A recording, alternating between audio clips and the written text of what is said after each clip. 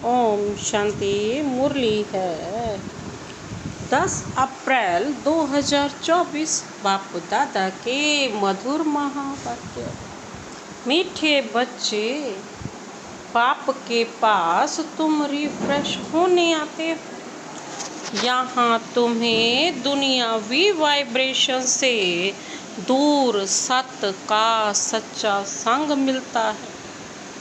बाप के पास तुम रिफ्रेश होने आते हो। यहाँ तुम्हें दुनियावी वाइब्रेशन से दूर सत्य का सच्चा संग मिलता है। प्रश्न है आज का, बाबा बच्चों की उन्नति के लिए सदा कौन सी एक राय देते हैं? बाबा बच्चों की उन्नति के लिए सदा कौन सी एक राय देते हैं? बाबा ने उत्तर दिया, मीठे बच्चे कभी भी आपस में संसारी झगमुई की बातें नहीं करो। कोई सुनाता है तो सुनी अनसुनी कर दो। अच्छे बच्चे अपने सर्विस की ड्यूटी पूरी कर बाबा की याद में मस्त रहते हैं। परंतु कई बच्चे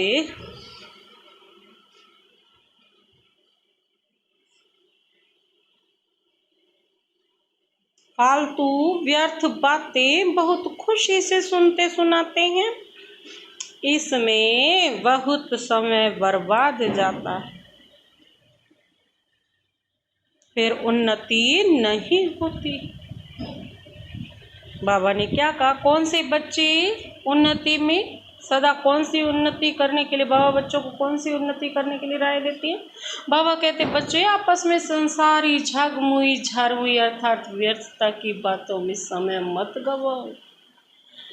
बाबा कहते हैं उससे उन्नति नहीं होती। इसीलिए जो भी बातें कोई करता भी है तो उसे सुनी अनसुनी कर दो।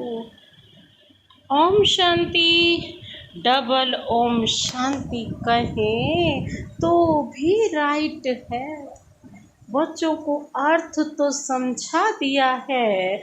मैं हूँ आत्मा शांत स्वरूप। जब मेरा धर्म ही शांत, तो फिर जंगलों आदि में भटकने से शांति नहीं मिल सकती है। बाप कहते हैं मैं भी शांत स्वरूप हूँ।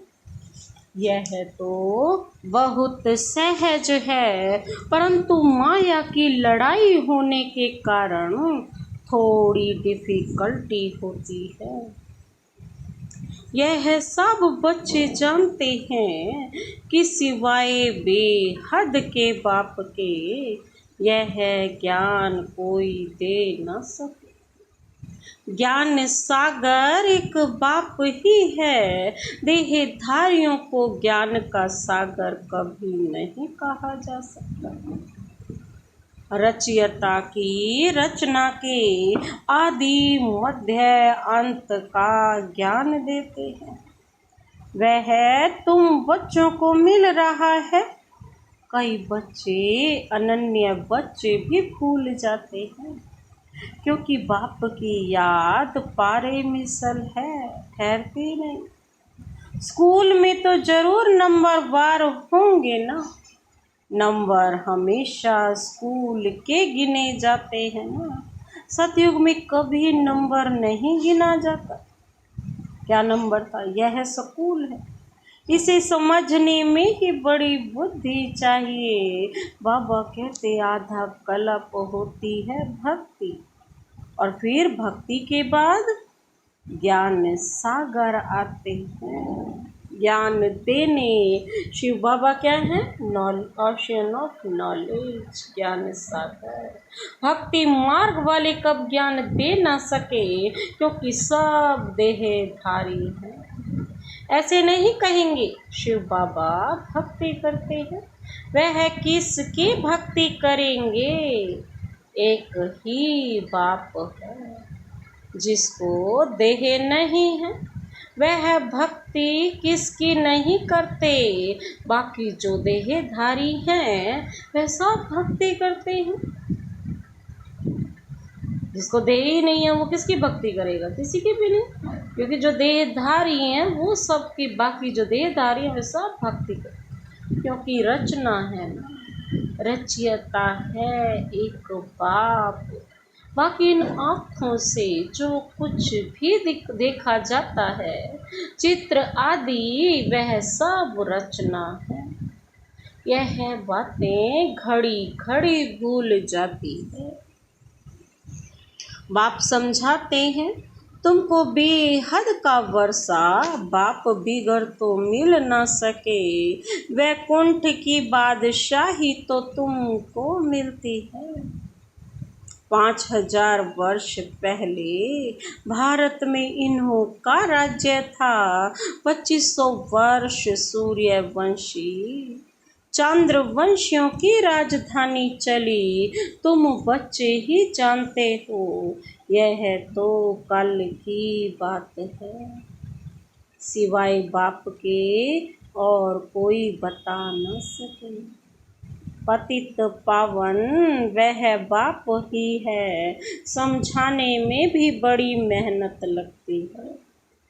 बाप खुद कहते हैं, कोटों में कोई समझेंगे, यह चक्र भी समझाया गया है। यह सारी दुनिया के लिए नॉलेज है। सीढ़ी भी बहुत अच्छी है, फिर भी कोई गुर गुर करते हैं। बाबा ने समझाया है, शादी के लिए हाल बनाते हैं, उनको भी समझाकर दृष्टि दो। आगे चलकर सबको यह बातें पसंद आएंगी। तुम बच्चों को समझाना है। बाबा तो किसके पास नहीं जाएंगे, बाबा तो किसके पास नहीं जाएंगे। भगवानुवाच, जो पुजारी हैं उनको कभी पूज्य नहीं कह सकते। कलयुग में एक भी कोई पवित्र हो न सके। पूज्य देवी देवता धर्म की स्थापना भी सबसे ऊंच ते ऊंच जो पूज्य हैं वही करते हैं। आधा कल्प है पूज्य, फिर आधा कल्प पुजारी होते हैं। इस बाबा ने ढेर गुरु किए, अभी समझते हैं गुरु करना तो भक्ति मार्ग का था, भक्ति मार्ग था। अभी सतगुरु मिला है जो पूज्य बनाते हैं, सिर्फ एक को नहीं सबको बनाते हैं। आत्माएं सबकी पूज्य सतो प्रधान बन जाती हैं। अब तो तमो प्रधान पुजारी हैं। बाबा कहते हैं यह पॉइंट्स समझने की हैं। बाबा कहते हैं कलयुग में एक भी पवित्र पूज्य नहीं हो सकता है। सब विकार से जन्म लेते हैं। रावण राज्य है, यह लक्ष्मी नारायण भी पुनर्जन्म लेते हैं, परंतु वह है पूज्य, क्योंकि वहाँ रावण ही नहीं अक्षर कहते हैं। परंतु राम राज्य कब और रावण राज्य कब होता है, यह कुछ